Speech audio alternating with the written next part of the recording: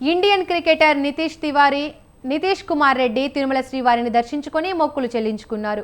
ఉదయం నైవేద్య విరామ సమయంలో స్వామివారిని దర్శించుకున్న నితీష్ కుమార్ రెడ్డికి ఆలయ అధికారులు దగ్గరుండి దర్శన ఏర్పాట్లు చేశారు. దర్శనం అనంతరం ఆలయ రంగనాయక మండపంలో అర్చకులు వేద ఆశీర్వచనం చేయగా అధికారులు స్వామి శేష వస్త్రంతో సత్కరించి తీర్థ ప్రసాదాలను అందజేశారు.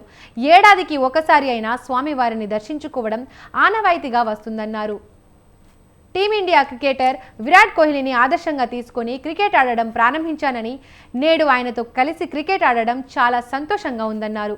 అంతేకాక విరాట్ నుండి అభినందనలు రావడం ఇంకా రెట్టింపు ఆనందాన్ని ఇచ్చిందని ఆనందం వ్యక్తం చేశారు.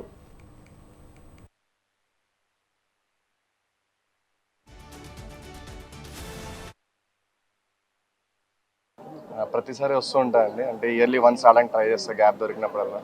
ఎప్పుడైనా నాకు మంచిగా అనిపించినప్పుడు, ఏదైనా కోరుకున్నప్పుడు వచ్చి తీర్చుకోవడం అలవాటు. సో అట్లనే వస్తాను. ఇంగ్లాండ్ టోర్నమెంట్ అవును, అందుకే ఖాళీ ఉందని ఈ గ్యాప్లోనే వచ్చేసారు ఫాస్ట్గా. సో చాలా హ్యాపీగా ఉందండి. అతను చిన్నప్పటి నుంచి చూస్తూ ఎదిగాను, అన్ని రోల్ మోడల్గా తీసుకున్నాను.